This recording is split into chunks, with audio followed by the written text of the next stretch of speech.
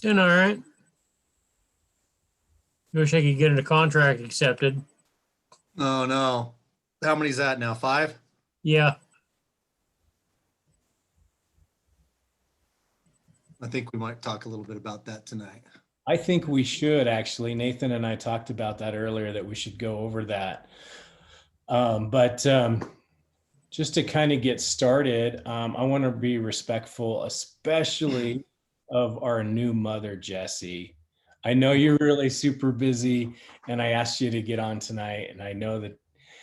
I mean, how old? How old now? He's 2 weeks. 2 weeks. Yeah. Doesn't even seem that long. I know. When I went into the doctor today, I was like, didn't this just happen 4 days ago? I'm confused. Well, if you need to go beforehand, I want to make sure that you can. So, Okay. we've got something kind of fun and kind of special tonight that I'm excited about. I've asked Jessie and also my good friend Tyler Strong to jump on today, and part of the reason why is because, well, really the only reason why is because they've been crushing it as new agents, and it's just I'm so proud of out of both of them, and I know both Tyler and Jessie for different reasons, and we came together in life for different opportunities, and I kind of wanted to go through and just talk to them and ask a few questions just to kind of get a little feel of what it's like to be a brand new agent. They both started their careers with EXP, came right out of school, and have been selling real estate. And I thought it'd be really helpful for the new agents to kind of hear some of those experiences and thoughts. And I'm going to start with you, Jessie, just in case you need to leave for any reason.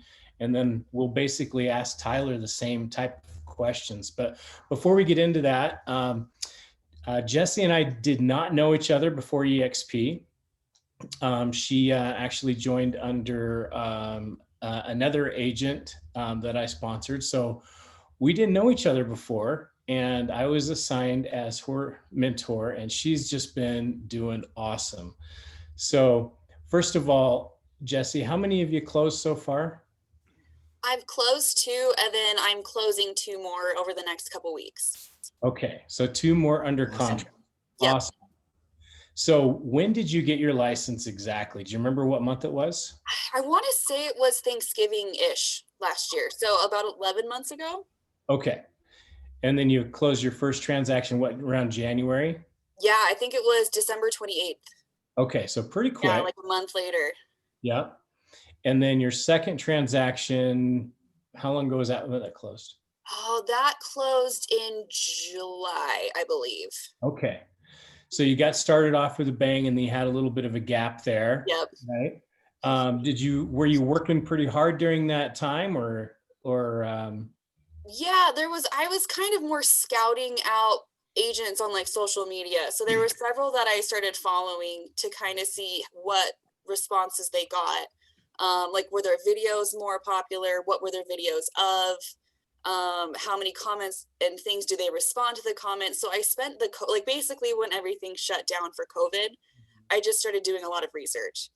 okay. And then I also just got pregnant, so I was really sick. So I didn't want to leave my house. So I was like, I gotta be constructive at home. I But know. yeah, so that's kind of what I really focused on during that like 4 months where I didn't have much going on. So I know you're helping out your grandma doing a rehab on her house, Yes. doing a remodel while you were pregnant during COVID. Yeah. So kind of a good summary. Yeah, that's perfect actually. So so just to start off, now that let's just go back to when maybe you were not as distracted by all the things that are going on in life right now. Did you have kind of or do you have a daily routine of schedule that you try to keep when working your business, just as far as real estate goes? Yeah, and I still try to keep it even now, even though it's harder. I try to do everything first thing in the morning. Even if it's 10 minutes, I want to focus on it for 10 solid minutes before I get going in my day, getting distracted. And there's some days I can sit down for an hour or two and just really knock out some trainings or classes, or posting some things on my social media accounts, whatever it is, or even just kind of trying to find some more referrals through texting people, little things like that. But I try to do it every single morning before like 9 o'clock is my goal. I just try to get it all done. Perfect. Yeah, that's great. So, are you mostly focusing on like your SOI, or are you looking for any cold marketing too, cold leads? Mostly probably the SOI for sure. That's where all of my transactions have come from. But the one thing is, like through the social media posts, I guess, is I've kind of, again, doing experiments over the last little while. I've just kind of found my niche. And I can't remember that guy who gave that awesome lunch and learn like 6 months ago. He was the cowboy from Texas. What was his name? Nolly Williams. Nolly, yes. Oh, I remember he kept saying, find your niche, find your niche. And so I really think mine is like DIY rehab. And so I finally kind of focused on that, and it's opened up a lot more doors. I have people constantly asking me, what does it take to get into a home? Can I help them find something that they can fix up, all these things. And so just kind of his little class has really opened up a lot for me to focus on for my little bit of time. And then sphere of influence also, people are a lot more interested in like my own home renovations. And so I just post a photo of arranging photo frames, my painted bathroom floor, whatever random thing it is. And then my friends and their friends start to see it. And so it kind of opens up a lot more conversations that way too. That is Jesse, great. when you say DIY renovations, you're talking about your own renovations. Yeah, like stuff I like to do. Yeah. I love to do stuff like that. And that's a conversation starter. Yep, exactly. Awesome. I like it. Do you think your grandma will allow you to kind of do a little bit of a story on her house, kind of like what you invested into the rehab, kind of the time you spent, how long it take to turn it around, and maybe what you sold it for versus what you think it was worth before you started?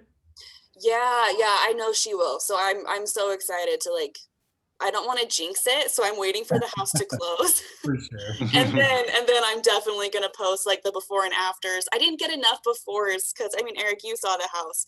Mm-hmm. Guys, she was a hoarder. It was disgusting. And out of respect for her, I didn't want to take photos of her stuff. And then before I knew it, the rehab was like 25% underway. And I was like, I need pictures. So I have some of the demo and stuff, but not many of the before. But I'll definitely kind of post the steps I took to get there and the investment and everything. The befores are what really solidify the after, right? I know. Percent into it, and it already looks like an after. I know. Both the bathrooms were gutted when I took the photos, and I was like, well, they look bad. They still look bad. This is okay. That's all right. Oh, that's good stuff. Well, maybe, if you have kind of an estimated value of what it was before, you can post that and you can kind of just offer a consulting for anyone that's interested in rehabbing their own house or another house, or doing a fix up like that, because you can show a little bit of profit on grandma's side based on those improvements. Yeah. And I actually, one of the people I'm under contract with right now, they want to start getting into rental investments. And so I've been talking to them about her journey, basically like, oh yeah, I met with the contractor. We picked some tile, this, that, and the other thing. And so he's already told his wife, she told me this, that they're planning on using me to help them find a few rental properties too over the next little bit. Because he's like, oh, she could put lipstick on a pig and sell that. Like, I definitely want to have her around. I was like, thanks. Love it. Awesome. One of the aha moments I had with Mitch in his class was when he basically said, most of your clients will move every 5 to 7 years. So if you're really good at follow-up, after you sell them a house, you might have another sale in 5 to 7 years. Which is really great. And that's something to really look forward to down the road.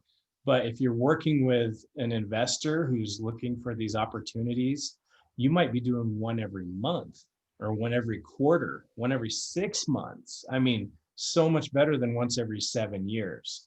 So what a cool niche for you to get into, because it'll create a lot of conversations for you and new business. So Well, hey, Eric, let me double back on that a little bit because when we talk about our clients buying or selling every 5 or 7 years, we're not just keeping that relationship with them for what they're going to do, but you're going to do such a good job for them. You want to get to their friends and family, right? You want to be thought of when their sister's moving, when their best friend's moving, because they might move every 5 or 7 years, but they probably know 5 or 7 people a year that move, and you do that shining job for them. So they can work hand in hand. So not to take away your point, Eric, but investors are great if they're educated and they're looking for the right product and they're not just like infomercial nuts, you know, and HGTV unrealistic. They're great if you can help play a part in developing a plan for them. But the SOI is always going to be great because of their SOI. that is a great point. Yeah, we've talked about that before too. It's just, you know, even if you only have 100 or 200 in your SOI, those people in your SOI also have another 100 or 200 in their SOI. And you probably only know about 5% of each one of those SOI as joint friends or family. So tapping into that second level of SOI is really where business kicks in. So great point, Jeff. It's awesome. So Jesse, you actually answered like my next two questions, which were going to be, you know, where did you get your first transaction, and have all of your transactions been through your SOI sphere of influence? So you already touched on that. So that's awesome. Have any of those SOIs been referrals from inside your SOI, or are they directly contacting you? So they've all directly contacted me, but I have two more who are just trying to settle some debt things right now. So they're probably looking more like January, I bet, that were referred to me by other friends. So I've been talking to them the last month or so, just helping them get with a lender, someone they trust, who can sit them down and tell them what they really need to do to qualify. And still sending them homes, just because I mean, if I can find out what they're looking for now, once they're pre-approved, we can just jump on it and get going. And Yeah. so I'll shoot them a text, like, isn't this house cute? Like, look at the potential in the master or whatever little thing it is. And so I'm excited to see how those two go, because I don't know them as well as the last few transactions with the people I've worked with. So it'll be fun. Well, cool. Well, last question. Since you're a new agent, and one of the biggest challenges that I hear from new agents is, you know, when you're buying or selling a house, it's one of the biggest transactions that, you know, anybody has in their life. So how do you, and this isn't necessarily a question, but it's kind of a statement, like, how do you, you know, bridge that gap of, I really want to help you out, Jesse, because you're my friend or family, but also this is a very important transaction and you don't have any experience in this business. So is there any kind of advice or any thoughts you can give the rest of the new agents of how to kind of bridge that gap as a new agent, no experience, but I really want to help them out? Honestly, I think just owning the fact that you're new. I don't try to pretend I know everything. I've had a lot of conversations where I'm like, do you know what? Let me call my mentor really quick. Or do you know what? Someone on my team, I know they have a lot of rental properties. I'm just going to text her really fast and get her opinion. And I just flat out tell them, like, I don't know everything, but I have a strong enough support system that I can get you the answer. And so I feel like that's overcome a lot of your new scary hurdles. And then just on top of trying to have conversations versus sale pitches, I think has helped too, where people are like, oh, I'd love to find a home with a rental basement. And I'm like, oh, I know, that'd be great. We're thinking about doing that with my mom. And I turn it into something personal. So that way it's not heavy handed or overwhelming, or them just being like, oh, here comes another salesman. And I found that I get a lot more positive reactions from those than just being like, oh, well, I'm a realtor. Can I help you? And so I just try to be me as much as I can and keep it real. That's awesome, Jesse. Love it. So good. Well, thank you so much for jumping on tonight. I know you're super busy, so if you need to bail, you can, but we'd love you to stick around too. Awesome. Hey, Thanks. one comment on what Jesse was just talking about. I mean, transparency is key, right? Don't be phony. Don't try and pretend to be something you're not. I love the fact, because I've talked to other new agents that don't want their clients or the other realtor to know that they're new. And Mhm. so they pretend to sound like they're not, but in trying to do that, they sound like they're new. And so in just coming out front and say, hey, I may not have all the answers, but I know somebody who has the answers, that's perfect. And then you don't have to think, right? You don't have to try and pretend. You just be you, let your personality come through. And you always have, especially in this group, right? Somebody to go to that's going to help you get the answer and craft a response to somebody if you don't know the answer. And people trust you for that. You're authentic. Takes a lot of I trust. have something to say. Like, I've been in the business 15 years and I still don't know all the answers. Yeah. I still have to go get questions answered. Hmm. So there's that. Good point. Good point. Same here. Yeah, we all kind of specialize in our niche. So sometimes you get questions where that's just not your area of expertise or something that you've worked with before, and you have to defer to somebody that knows. So that Well, and for creates, somebody that's 15 years in the business to come out and say that, right? I mean, that should really be a point to you new agents that you're always going to be learning. yeah. Don't ever assume, hey, I've made it, I know it all, right? There's always something that you can brainstorm on, collaborate with another agent and put two ideas together and come up with a whole different idea. Always improving, and people, like I said before, truly appreciate that. Perfect. Thanks, Jamie, for jumping in. That's awesome. And Jesse too. So, well, Tyler, are you on? I'm going to jump over and, Tyler, I don't know if you get it easy because now you know all the questions, or if it's hard because she took all your answers. I don't know. So we're going to find out. So thanks Awesome. for jumping on, Tyler. So just a little background about my great friend Tyler. I've actually known Tyler for, man, I don't know, 5 or 6 years.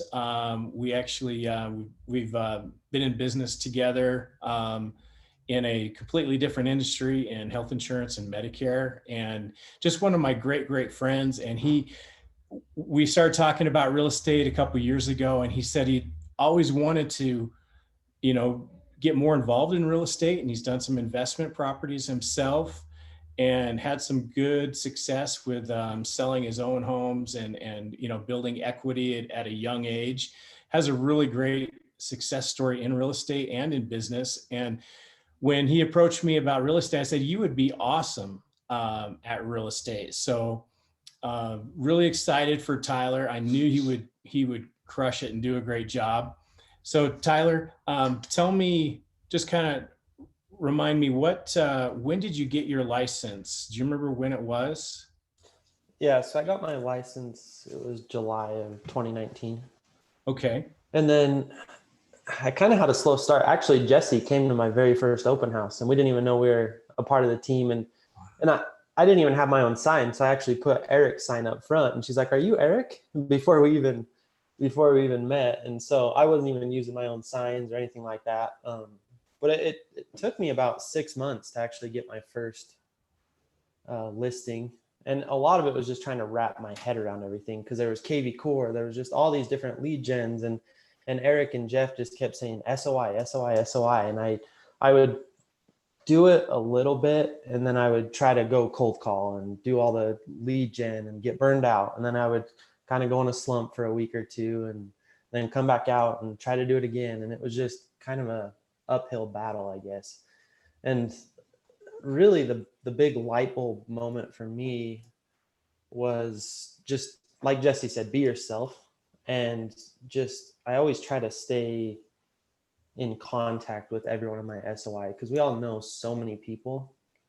I might answer a few questions at once because I know them from Jesse now, but anyways, we just know so many people. And so my thing is from the same thing from Nolly. He says, do the two. And so every morning I definitely need to be better at it, but at minimum, I at least try to reach out to 1 to 5 people that I know and just see how they're doing. Nothing related to real estate. Ask how life's going. What are you doing? And 9 times out of 10, they're going to ask you what you're doing. And now you're not putting it on them. Hey, I'm a realtor. Use me, use me. You're just planting those little seeds along the way. And you'd be really surprised on where it will come. I actually have somebody I'm working with right now that I planted that seed back in July when I very first got my license. And I set him up on an auto sheet on the MLS, and I knew they really weren't looking at buying. They didn't, I mean, it was going to be 5 years for all I knew, but I just kept sending him properties. And he ended up calling me about 2 weeks ago and said, hey, we went to an HOA meeting. There was like fist fights. We have to get out of this. We don't want to deal with any of the headaches of trying to deal with all these meetings and stuff like that. And so now we're listing his house in a week, and we've been actively looking to buy. And that was just a seed I planted 2 years ago, or well, a year and a half ago almost. And they didn't even plan on moving until 2 weeks ago. And so just always trying to be top of mind until you can hit them at the right moment. And that will help tremendously. That's kind of how I got started. And then the snowball just kind of started going after that. Once I realized SOI, because that's where pretty much all my businesses came from. I've tried the cold leads, and I'm still going to work on them. I just need to actively target it more like Nolly does. But if I could go back from the beginning, it would be what you, Eric, and Jeff preached from the beginning. It's hard to get over it and say, well, I've already talked to them. Well, you don't have to tell them you're a realtor. Just be personable and reach out to them and make it a priority that you're going to talk to 1 to 5 people new every day, and you'll be surprised on where that will go. And even if it's just Facebook, hey, how's life? And then make a 2-minute conversation of it and move on, and then reach out to them a month later, 2 weeks later. It's crazy how far it goes. Hey, Jeff, I can't hear you.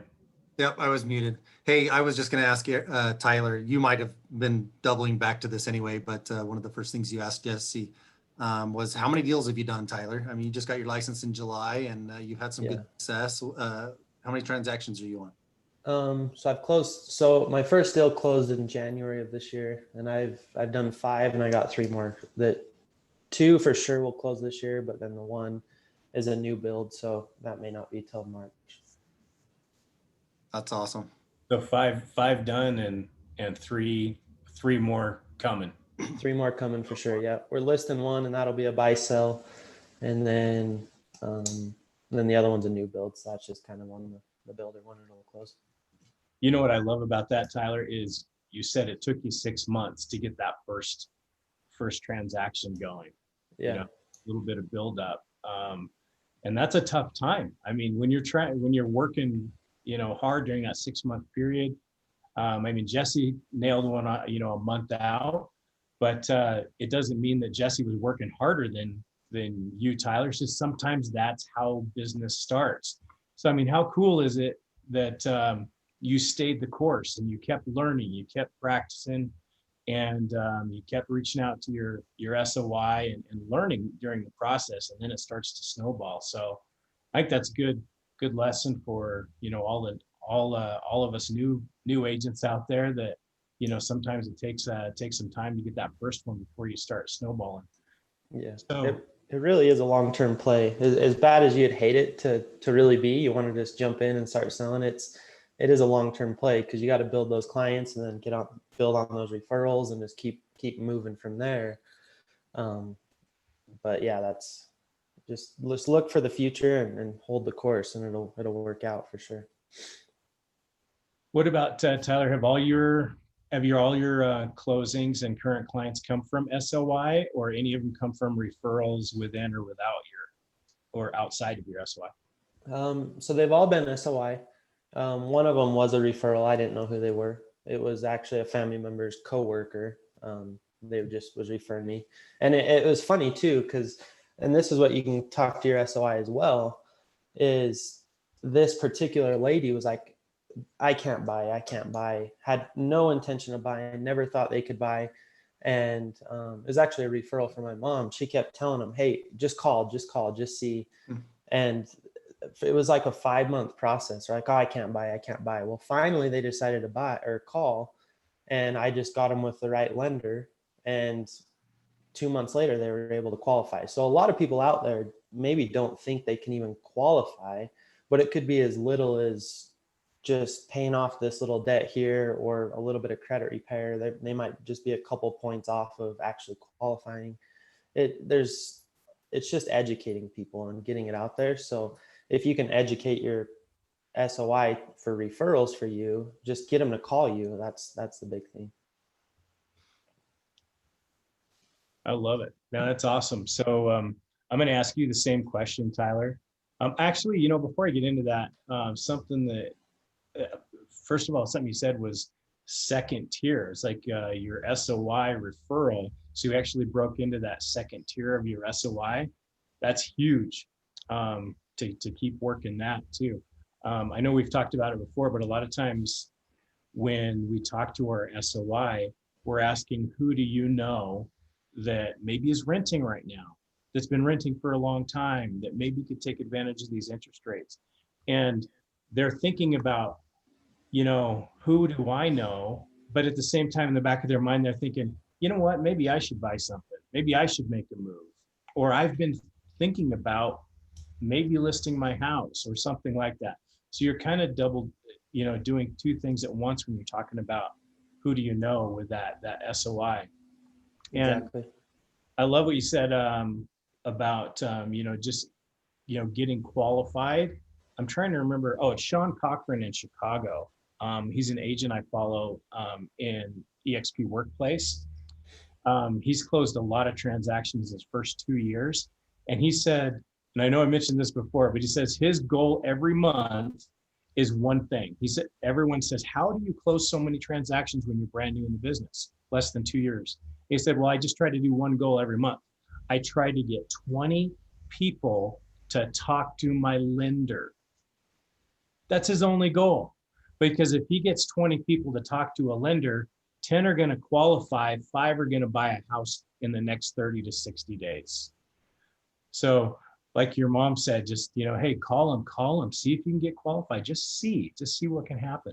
And one thing that I always talk to about when I'm talking to a potential buyer that might be a little hesitant about talking to a lender, because is it fun to call a lender and say, hey, I got 20 minutes. Can I give you all of my past information and my income and all this garbage? Nobody really enjoys doing that. But one thing that I always like to mention is, let's just, if they're afraid of it and they think they can't get qualified, say, well, let's just assume that you can't get qualified. Let's just throw that out there. You can't get qualified right now. So why talk to a lender? Well, because my lender can tell you, if you do this and this and this over the next 6 to 8 months, you'll be able to qualify at that time, approximately for this much. So you can start planning for your future, because those 8 months are going to go by regardless. So at least know what's ahead of you and plan for the future so you can have a goal in mind. Then that meeting becomes a lot less fearful for somebody that thinks they can't qualify for right now, because they're already going into it. Well, I probably can't qualify. I'm just doing it to see when I can qualify and what I need to do to create a game plan. A lot less intimidating. For sure. Well, not only that, but so like I just talked to one of the lenders that we use, and he was telling me about, he had a client that went and they consolidated all their medical debts with the coronavirus relief thing that they had. And that actually made it so they couldn't qualify to buy a house, because it just brought all those things back up. So there's a lot of stuff that people think they should do, but realistically, it's almost better not to pay certain debts. And that's where the lender will come in. I'm definitely no expert in that, but that's something you can let them know. Like, hey, don't pay anything off yet. Talk to them first, because you may go pay off a $5,000 truck payment and you didn't need to do any of that. You could have just saved your money. And so there's a lot of little things right that way that can help too for them. Yeah, so true. So Tyler, last question for you on that topic too. Same as Jesse, is when you first started with, I remember your first transaction and who it was with, but as you went through that first transaction where you did the buy and sell, and then your next couple transactions, being a new agent, how did you get over that conversation or potential thought of, hey, I'm a brand new agent. Why would they use me?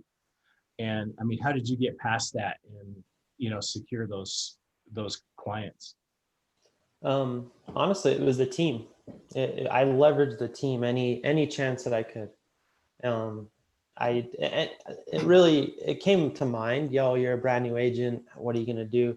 But once I started leveraging the team and I started talking team, not just me and stuff like that, I never had the question, are you a new agent?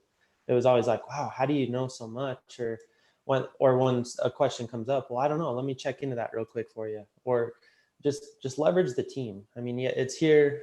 Eric, Jeff, everybody's awesome. I mean, they're more than willing to help. Just use the team and you won't run into any issues. I can't tell you how many countless times I go to list a house and it's like, well, what do I do here? Or because I've done 2 buy sells and it's trying to coordinate the dates and everything like that. And it can be very kind of tricky because you want to make sure that they have a place to move into and not into a storage unit. And so, yeah, just leverage the team any minute you can, and you'll have no issues. And then you can kind of build on that too and use your old past stories. And that's what I do now, particularly like with this new buy sell that's coming up where I've done 2 of them. I can just leverage my past few houses, and then there's no like, well, you've only been licensed for a year. It's like, well, how many? So it builds on itself. Yeah. You stop feeling like a rookie pretty quick, don't you? When you get really immersed in a few transactions and learn so much. For sure. Yeah. Well, and if you ever run into a hurdle and stuff, we have anyone to call. I mean, they can call me, Eric, Jeff, I'm sure Jesse. I mean, it's a team. That's why I love EXP, because I have some other friends that are in different brokerages and stuff, and they even my sister, she quit after the first year. She was with another brokerage and she just didn't have that immersion as far as help with the transactions. It was kind of like, hey, here you go, have a nice day. And she unfortunately is not a realtor anymore. So it's, leverage the team if you can. Thanks so much, Tyler. I'm excited because Tyler has mentioned to me just recently that he wants to start working on being a mentor as well and helping out other agents. That's one of the really cool things about EXP is our new agents required to do their first 3 transactions one-on-one with an experienced agent. And Tyler, we need you, because I mean, that's awesome. We need great trainers. And what I mentioned to Tyler about becoming a mentor is when he's a mentor, he's still not on his own. He still has all of us to help him out if he has questions that his mentee brings that he doesn't know. So of course, go for it. Become a mentor, and you've got those first 5 transactions out of the way, so you can work towards that. So thanks so much, both Jesse and Tyler. I really appreciate you joining in and doing a little bit different kind of training tonight, but I think really helpful. So, and fun. Nice job, guys. You guys have really been doing well. And I like this share, Eric. I mean, for everybody to kind of listen to others' experiences, because, like Tyler was saying, until you have your own experience, you got to borrow somebody else's. Now they both have some pretty good experience they can draw upon. Like Tyler mentioned, buy and sell. Yeah, I've done a couple of these. This is how it went. This is why I did it this way. And the confidence just goes boom, way up. And so you all listening to this too can draw on Tyler's experience to then pull that in to your transaction when you have a buy sell. And the collaboration is really key. I mean, doing that first one is kind of like, you can't think of things you don't know. You can't just drum up this idea and figure out how to fix something sometimes unless you have a frame of reference. So it's great to talk to somebody about it and see what they've done. And then you can pull that into your world. And I like it. Good job, guys. Yeah, I'm proud of you both, and everybody on the call too. We're all in different stages of our career, and we all go at different paces and time frames, but stay the course, and it pays off for sure. So thanks so much, guys. Does anyone else on the call have any questions before we let them off the hot seat?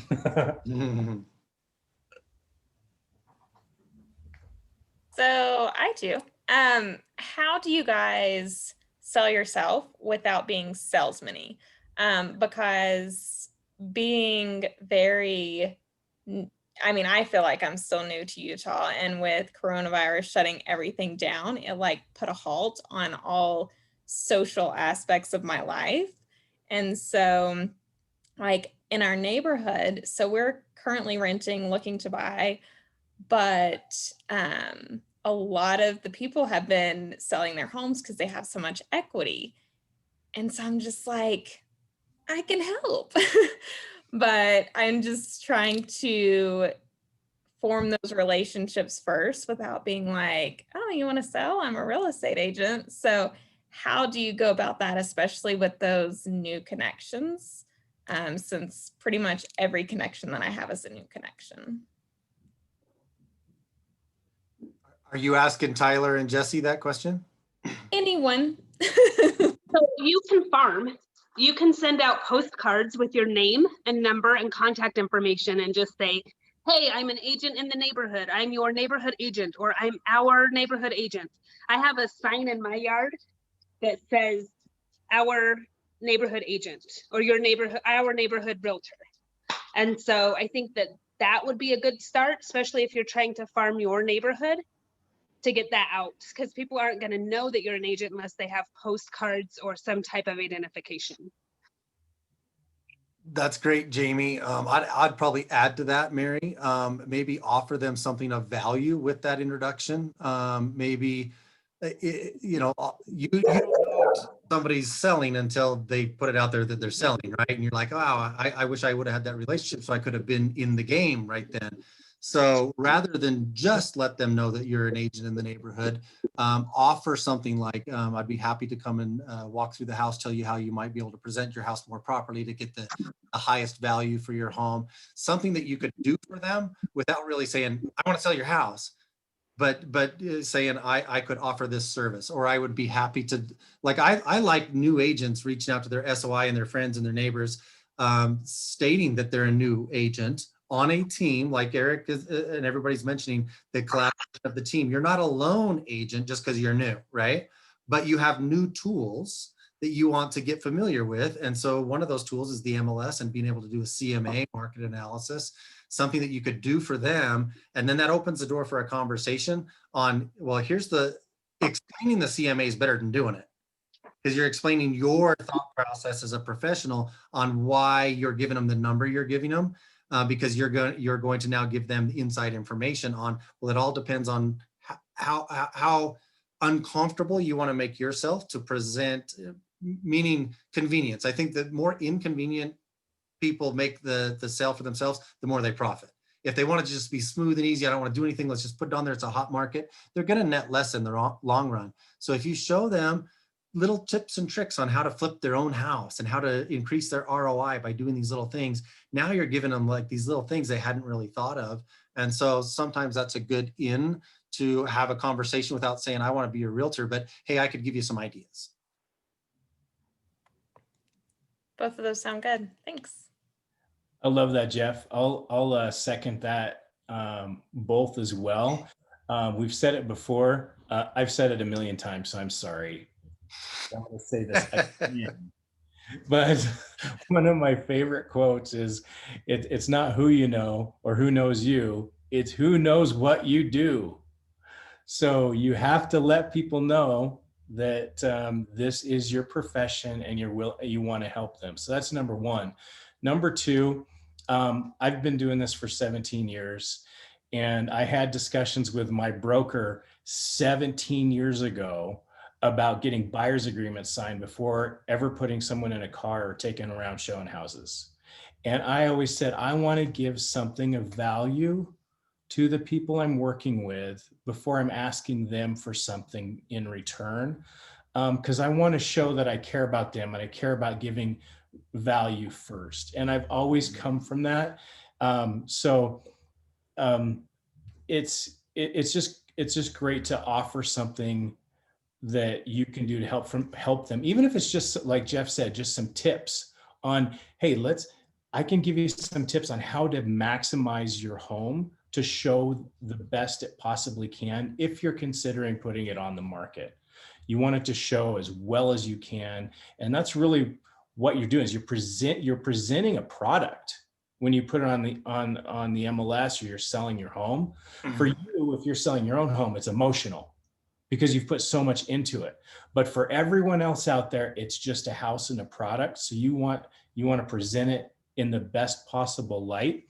And that's what we do as realtors. Is some things we give advice on, and some we hire maybe design consultants to help us out in that, to maximize that, but offer something of value after you let them know that you're available and what you do. I think that's super key.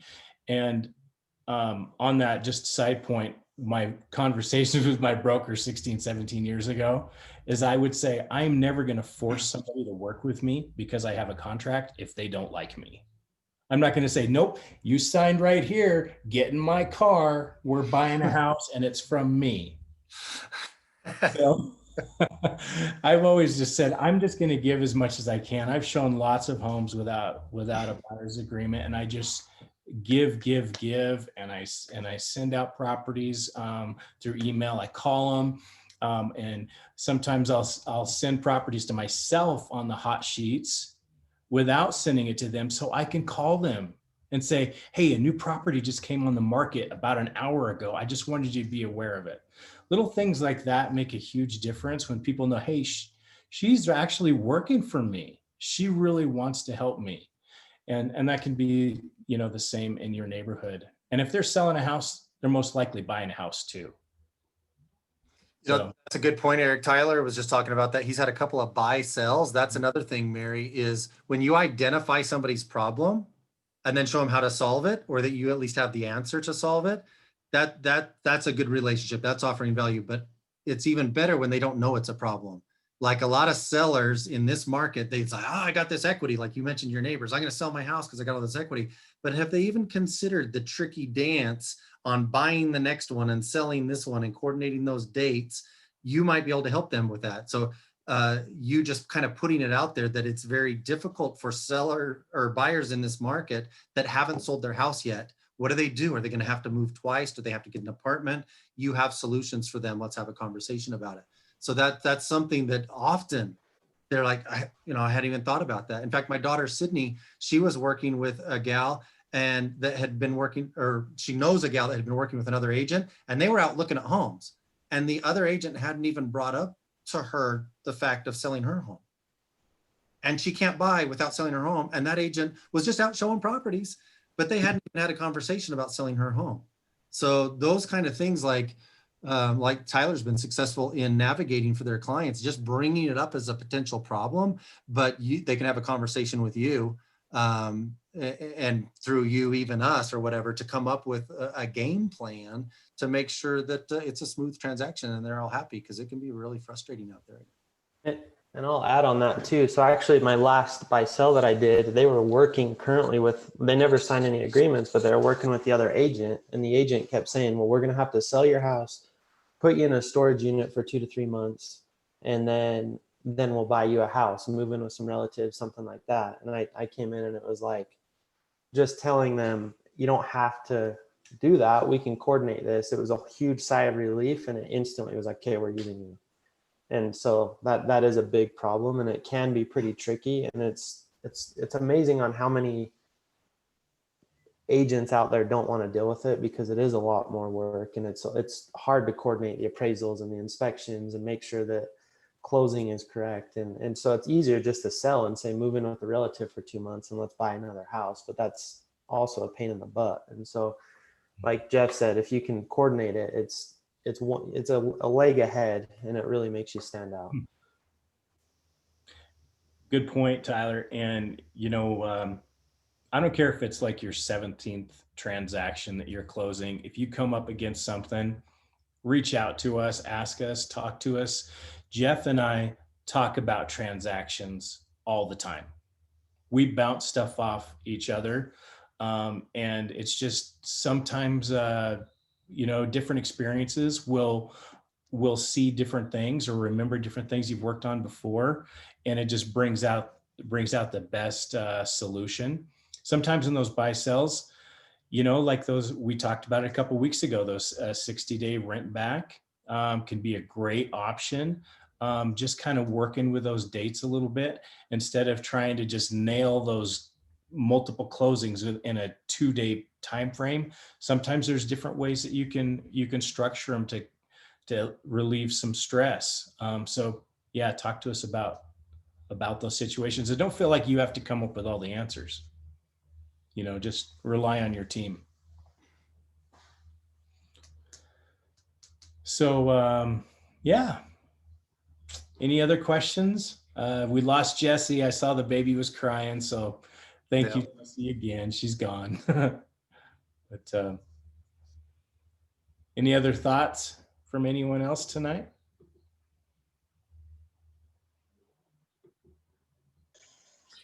I don't know if you can hear me very well, but I hopped on after my lovely massage tonight.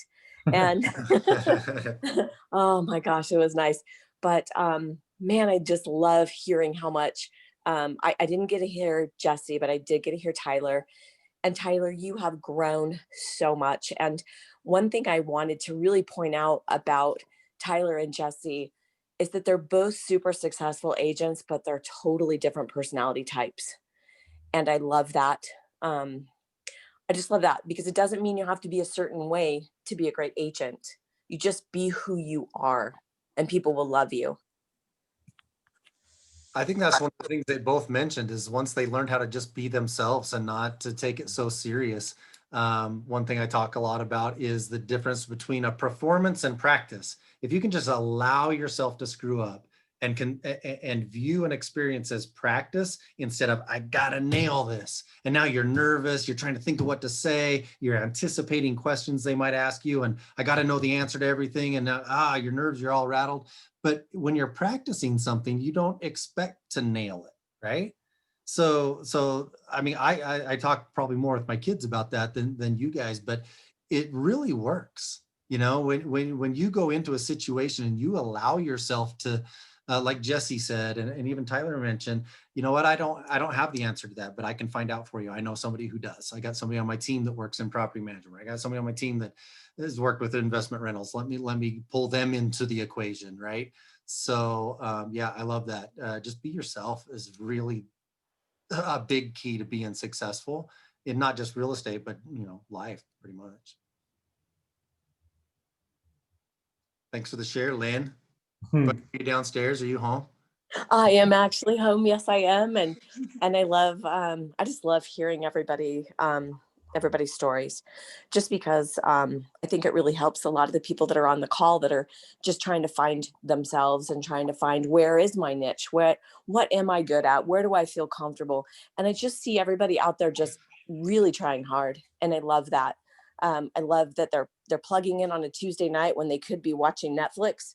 And also, I'm so grateful for Eric and Jeff and the willingness that I see them on a daily basis, not just Tuesday night call, but I hear Jeff all the time talking with our agents on our team and supporting them and caring about them and helping them get better. And I know that Eric's the same way.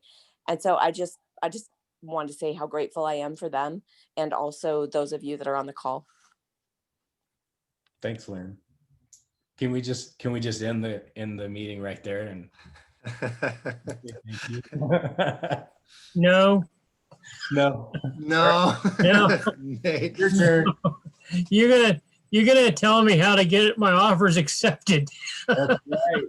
Yes. No, I like that. This is a good time, Eric, to kind of segue to that. I think Tyler and Jessie did a great job kind of sharing their experiences and stuff. But then there's the other frustration, right? They're talking about deals that they did and their successes, but there's also the frustrations. And right at the beginning of the call, we were talking about how you're on offer number 5. It's with the same client, right? Yes, I just sent my rejection email to SkySlope.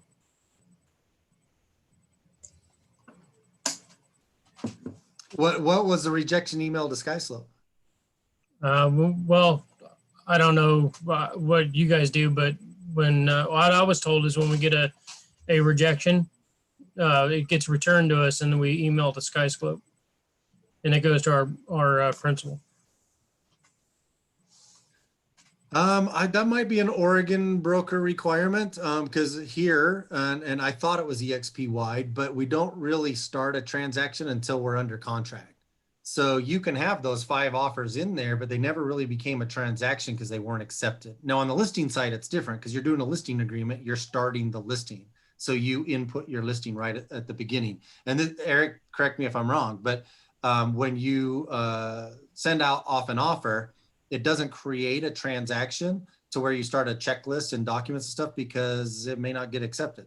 That's And the 5th one might not get accepted, right? And so they could reject that, but it never really became a transaction because it didn't go under contract. Am I right about that, Eric? At least here for us in Utah? Yeah, that's correct. Yep. Yeah, we don't create a SkySlope file. We just have to, there's an Oregon SkySlope email address that we have to mail those to for PB approval for Oregon compliance. It's just an email. And that's not through SkySlope though. It's a SkySlope email. It's like Oh. Oregon brokers at skyslope.com. or Yeah, whatever. we don't get to see it ever again. Only the administrators can see it. I clarified that today when I was on chat with support. Okay. Anyway, I was just throwing it in there that I sent my email again. Okay, well, that aside, get us started here so we can talk a little bit about this. You've submitted 5 offers. Any special tactics or terms or conditions in that offer, experience with finding out what the seller's needs were that you really felt like you submitted an offer and you're surprised you didn't get it? Tell us a little, the summary version of those 5 offers and what happened. So basically, my buyer has already sold his house, and his buyer has been sitting in escrow for 3 months. He fired his selling agent from helping him, and fired another one, and now he's working with me. And they just weren't giving him enough attention, I guess. But I think it's the contingency about because the other one, it's sitting in escrow, but it hasn't even started inspections or anything. So I think that's what's hanging me up, because we've had a real strong offer every time, and we've been like close to the first choice, but no cigar. So when you say he sold his house, he's under contract, but Yeah. not really moving forward. Do you know why? Yeah, because he doesn't want to not have a place to live. So if they're under contract though, does he not have are there not dates already in? Yeah, they keep extending them out. The guy that is buying their place is also a veteran, so he's just waiting because he likes the house. Has your buyer written a letter telling about him and his family attached to the offer? I know that I just had a client that chose the buyer because of the letter that was written. I've asked him to do it 4 times. Maybe you could help him write it. I don't know. I mean, I know that a person I know had some strong offers. She chose the one that wrote her a letter telling them about them and their family and she felt good about selling her house to them. It's just a thought. Yeah, like I said, I've tried to get him to do it 4 times, and he doesn't want help with it. I told him he could even just send me an email, and I put it in a PDF. Can I add something to that, Nate? So I had a client, same thing. What I try to do is like to try to hit all the personality types when I'm putting in an offer and I'm fighting for one. And just like Sherry said, and you said he doesn't want to do it or he doesn't want help. Well, my clients, they actually had lost a son. So when I asked them to write a letter, when I say my clients, one of my clients, I asked them to write a letter. They came back to me and said, you know what? We really just don't want to. And it was because the letter was painful. They didn't want to talk about their situation. They didn't want to talk that they had lost their son. And so anyway, on my next offer, I had found out from family about them, and I wrote a letter and told about them, and we got it. So it can be impactful. But yeah, some people have a story, some people don't. But it can help sometimes. I want to add on that because I'm confused why it's so long in escrow. Like, why are we not closing on the house and doing a rent back until he finds a house? Because then that way there's no contingency. Yeah, I wasn't involved in the selling at all. The only reason I know what I know about it is because I called the escrow agent and verified with everything. So maybe check on that. Check and see if we can't progress with escrow, get it closed, then there's no contingency, and he can do a rent back for X amount of days until he finds a house, and then it's all, he has the cash. There's no contingency to sell his house. Because I think that's where your hang up is that it's a contingent that he sells his house to buy a new house, and people are in the market to like, let's go right now. Yeah, that's what I'm thinking it is. But they're not telling me. I know we almost had the one before last because he's a veteran. They were gonna take the offer, but they had gone like an hour past the deadline on the offer, and I asked him if we could send over a addendum to extend it, and he wouldn't. He said they lost out. So, Well, hey, Nate, Jamie brings up a good point. This is a sell buy situation, but you're not the agent on the sell side. There's another agent involved. So there's nothing saying that you can't collaborate with that agent to put this deal together. If he isn't thinking of a way to get his client into the next house, maybe a conversation with you and offer him some suggestions as professionals to work together. You understand what I'm saying? I mean, Jamie brings up the point. We can usually fix this when we're representing the seller and we're helping them buy. Don't let that other realtor be a roadblock. You're not stepping over any boundaries or anything by reaching out to him as a professional and say, let's work together. You're working as the seller. I'm representing as the buyer. Here's my hang up. This is why I'm losing. And have a conversation about options to get that sucker closed. Mhm. Okay. It's a good idea. I'll give that a shot. Yep. Well, and leaseback that you're talking about used to not be popular, but this year it's been super popular because it actually makes it a lot safer for that seller, and collaborating with the other agent. I think that might be a big key. Is perhaps they don't know what to do either. Well, and VA and FHA are giving you 90 days to rent back and still doing owner occupancy. So that would be like my suggestion would be that house closed, rent back, and then get him in a house.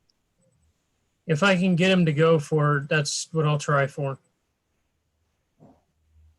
Well, I I completely think agree. start out by pointing out the problem on why you're not getting the offers. If you're not getting your offers accepted because of that contingency, because see, in that sell buy situation, we actually have to, when we're putting an offer in for our buyer who is selling the house, we have to sell their buyer's situation to the seller we're putting the offer on how solid they are. You know, the due diligence has been done, the appraisal's been done. We're just waiting for escrow to get through underwriting. We can close.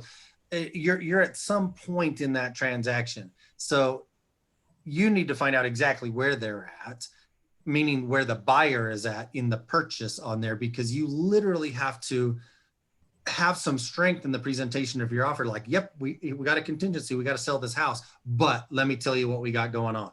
You know, we boom, boom, boom, boom, boom. And for what the point Jamie's making, if it's sold, you don't have that sales pitch, right? The house is sold and they're leasing for a couple of months. So now they can put in an offer without that contingency. So you got to have that dialogue with the listing agent. And Nate, I think in that conversation, I'm curious about the in-between milestone dates, like the inspection dates, the other due diligence dates. If the buyer is past their expiration on those in-between dates, the seller can terminate the contract, and they can find a new buyer that will close. So if that's what's holding them back from moving on to the next property. And from what I understand, it's the seller's extending it because the seller doesn't have anywhere to go. So the seller's the one that's extending the dates. I mean, correct me if I'm wrong. But I thought I heard you say that they have not completed due diligence either. Yeah, it's the seller, my client, which is my buyer client. His house he's selling is sitting in escrow with a signed contract, and no due diligence or anything has started yet. It's set to commence the beginning of close just on the path as soon as he has an accepted offer, and that's the way he wants it. And he's pretty like standing on it. I would argue with the current selling agent, if he's not willing to cooperate and help you with this situation, that's a potential ethics violation. Like, he's not taking care of. I haven't talked to his listing agent. I'm talking about the client. Right, but his agent needs to better represent him. Yeah, but he has to sign everything. He's now lost out on 5 offers though, so maybe his motivation will turn at some point, right? I mean, does it have to be 7 offers, 10? How many offers does he have to lose before he might think we might have to have a new game plan? Yeah, well, that's what I'm thinking, because we've looked at a lot of houses. It's been an onslaught every day to where I'm getting messages from first thing in the morning until the next day in the evening. want me to look up houses and go and look at them, which is fine. I'm good with it as long as we finally eventually get something. Dude, get him on a 3-way call with me. I'll talk to him. Just say, hey, let's just, brainstorm on how we can get this done. I not that I'm going to be more blunt than you are or whatever, but I mean, I think I might be able to at least give him an opinion. He might be too close to you. You're super nice and accommodating. I would be having a real serious conversation with him right now if he's willing to continue on this path. And you're going to show him property number 6, property number 7. You got to protect your time as well. You got to be professional about it. And at some point, you've got to not necessarily draw the line, but you've got to get a little bit more stern with him and say, I'm doing my best to do my job for you, but I need your participation, right? And if that means coming from an angle of, hey, let's get one of my partners on the phone and see if we can't just kind of together put our minds together and figure out a better game plan. That's a pretty soft approach to just have a conversation, and maybe at some point he's got to start looking at things differently, or you got to cut him loose. And coming from the other side of the fence too, as the buyer, it's almost kind of a relief when the realtor is a little bit hard on you. So when I was in Texas and we were shopping for a house, we're like, well, we can live anywhere within, this amount of time from wherever. And he's like, okay, I will start off by showing you a few houses, but we're going to have to narrow down this area. And so we viewed a few houses and we were still having some issues like narrowing down an area. And he's like, okay, are you planning on having kids in the near future? Are you planning on doing this? Like, you're going to be like in Dallas, you don't travel like greater than 5 miles outside of your area. So that's going to have an impact on it. And he was very kind of tough on us with that. And so we narrowed it down quite a bit. And we actually put in, I think 3 or 4 offers before one actually got accepted.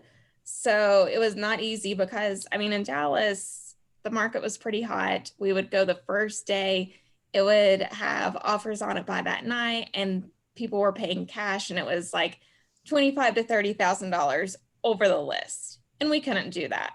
So we finally found a house that, like Lynn said, and like Eric said in the last meeting, we did that letter. And I am a little bit of a stalker. I don't want to say stalker, that sounds terrible, but I was able to figure out, okay, who are the people who are living in this house? I was able to find their Facebook pages, find out like what motivated them. And this sounds really stalkerish, sorry, but I crafted my letter to tailor to what I knew they wanted. And so they were supposed to have more offers come in that weekend. And they actually didn't even like, they're like, we're not even going to wait for those offers. We're going to accept this offer. And ours was 10 grand below asking. So You are a sneaky little thing. a little bit. So And yes, stalker is the appropriate word. I can't think of a better way to put it. But I mean, if you really want something as a buyer, you're gonna make it happen. Sometimes it's just scary to put those things out there, to do something new, like craft a letter like that, because when they turn you down, are they turning me down? So I get that from that perspective.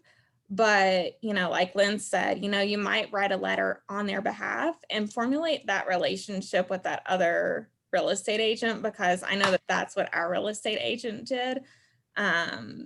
Was he like really made it personal with that other realtor. So I didn't think I was allowed to write a letter for them about them, but I would get permission. Can I tell them a little bit about your situation, since it's hard for you to do that? I'm sure Lynn didn't just go and like dump their personal stuff on this other person, but just say, hey, do you mind if I tell them a little bit about you so that maybe it'll help our situation? And let me back up just a minute for Mary, what you said. You thought your agent was being tough on you, but he was doing his job. I mean, Eric, it's your job to guide the buyer through the process. He doesn't know. You kind of need to be a little stern and say, this is what we need to do next. Pull them along, push them, whatever it takes, because you're the professional and you've got the backing of a bunch of professionals, behind you to say, this is my suggestion. This is what I think what I do. I think you're being too nice to him. And, on the whole letter thing, everybody has different personalities, so it doesn't work with everybody. Andrea, I see you here on your iPad, and Tim might be sitting next to you, but Tim's a good buddy of mine, Andrea's husband here. And I helped them sell their house a few years back. And we got a letter, and it was a great letter. Tim didn't give a shit. Like, I'm selling my house. I'm looking for the most money and the terms and this and that. I don't even want to read it. I never even sent it to him. So it's a personality thing. It does work with somebody. And those are the stories you hear about. It's like, oh my gosh, these people, they're so great. I want them to have my house. You spoke to them literally because you knew their hot buttons, right? Because you stalked them, Mary. You really stalked them. But are they friends on Facebook now? no, but it is funny too, because we were supposed to go look at the house whenever they were like, just look at some foundation stuff when they were on vacation, and my sisters were in town. And so my sisters were like peeking in the window. Well, they came back from vacation early. And Oh my gosh. come on inside, we'll show you girls the house. I'm like, no, we're okay. And they gave my sisters a tour of the house, like so embarrassing, but like great people, serious. And I mean, I just knew that they had raised 2 kids in that house. You could actually see like the lines in the closet. So I knew that like they wanted somebody who, was a family and who would take care of the house and, who actually cared about the house and wasn't just, going to come in and trash it or whatever. Right. Well, Nate, I don't know about everybody else, but I kind of think we found your sticking point. well, the other problem is, I don't know how it is for you guys there, but most of the listings have 7 and 8 offers on them, and they're getting drove up from like 220 clear to 260. And we've always been in that top range for the price. We missed one by like $1,300. And the only reason I know that is because the listing agent accidentally sent me the wrong letter. But it's been that close, and I just think that contingency is what's It is. pushing that one button too far. I wouldn't go back to the 6-7 offers thing. I would go back to the contingency, because when I get 6-7 offers on my listing, and let's say they're all kind of in the ballpark, right? They're all pretty similar offers. I'm literally, depending on the needs of my seller, of course, right? If I've got offers that are just as good, but they don't have a house to sell, you're getting slid aside while I look at these top 2 or 3 over here. You're not even a contender.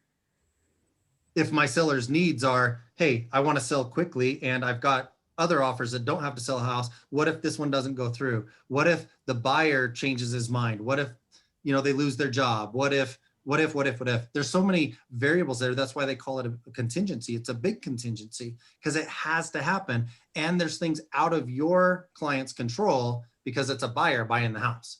Yeah. That listing agent and your client is holding them off on doing due diligence and appraisal and all that stuff. That should be done. That should be totally done.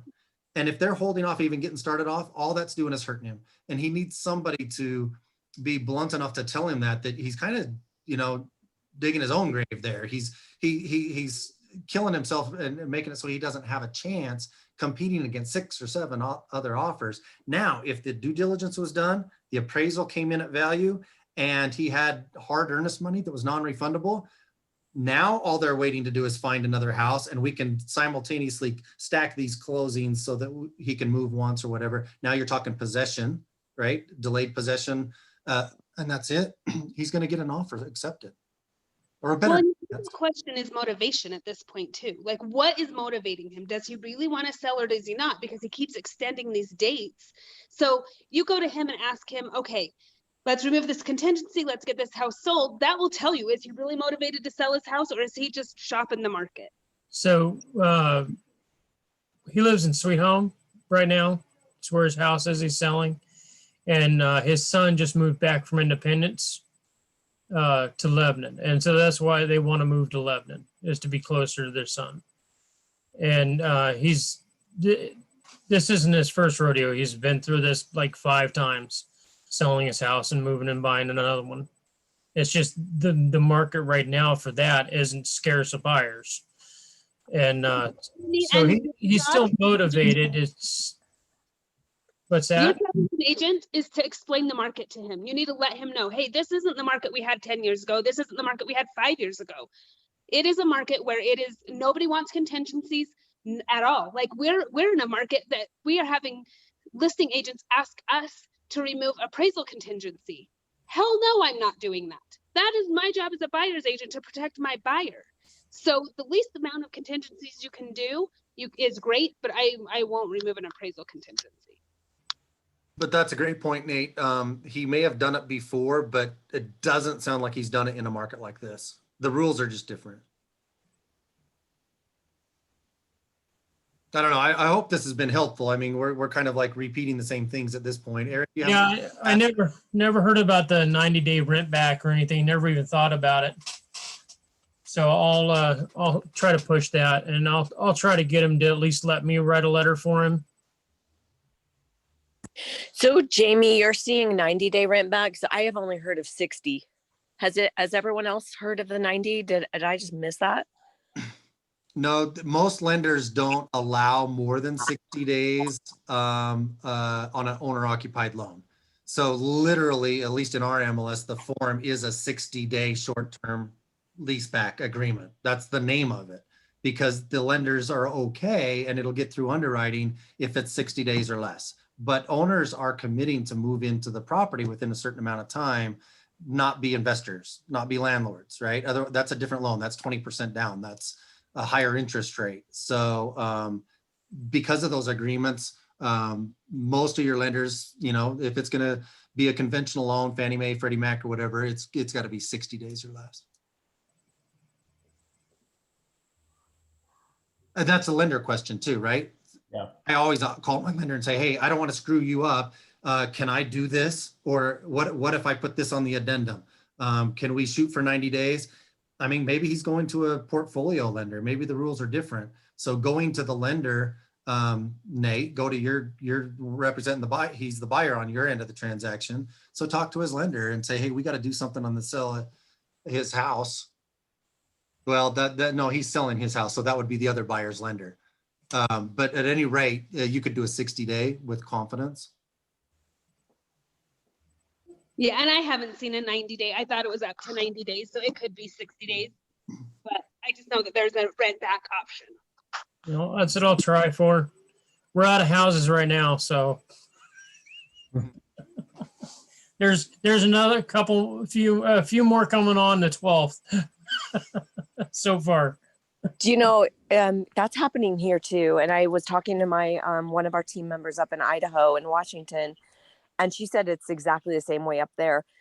So she says everybody's moving to North Idaho, and I'm saying, well, everyone seems to be moving to Utah, and now it seems like everyone's moving to Oregon. So, but yeah, we're getting prices pushed up $20,000. No one wants contingencies. I mean, it's just happening all over, and we're all dealing with the same situation. And so that's what's great about the collaboration is that, you know, a lot of us have input to give you because we have been dealing with it also.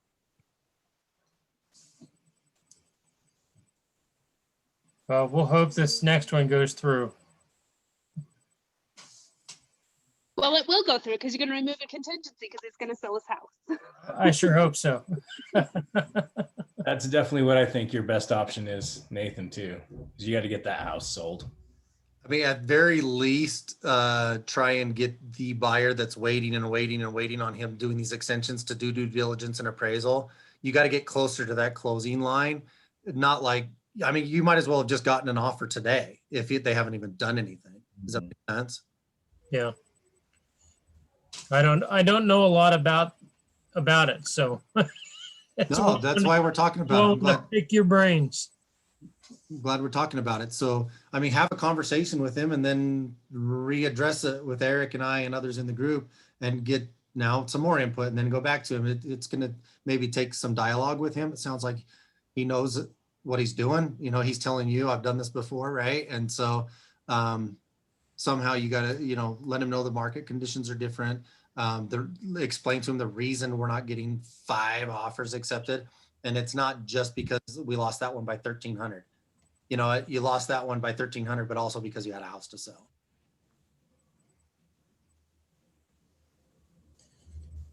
Good stuff. Thank you. For sure. Cool, cool. Well, hey guys, it's 8:20. Anything else we need to talk about?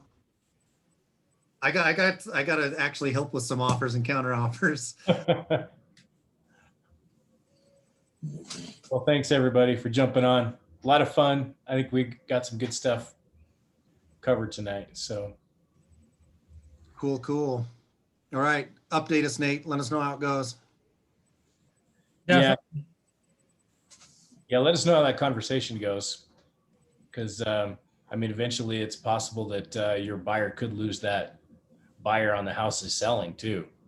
Yeah, That might not last forever. And it might not just keep extending it. He might find a different house he likes even better.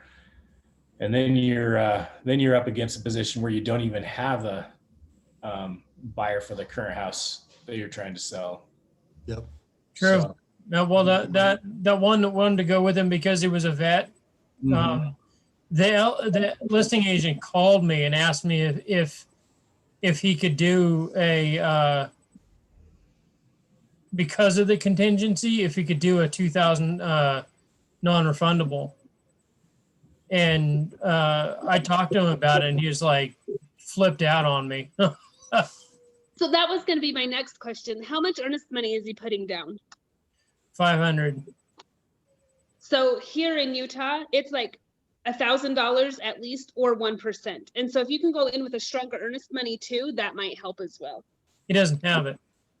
He's a disabled vet, and so it's like that's the month to month, you know. So there's not that extra. Gotcha. Well, that's something that you don't have a lot of leeway to work with. So maybe concentrate on those other things. Move that other buyer along, due diligence and appraisal. He wants the house. He's sticking around waiting for it, right? Eric's got a good point that he could just find another house and say, I'm getting tired of waiting. I want this house, but wow, this one just popped up and I can move ahead and close on it. You could lose them. And so that would be preferable to get him going at least, and then consider, you know, the lease back, get it closed. You got to have some strength in your offer. Other than, yeah, well, we're just waiting for you to accept our offer before we start moving our sale along, but that's not a good position to be in. Yeah. Okay, Well, have that conversation. And then there's more equity or more earnest money to put down as well. Good point. All right. Thanks, everybody. Guys. Yeah. We'll talk to y'all soon. Have a good night. See You too. ya. Yeah.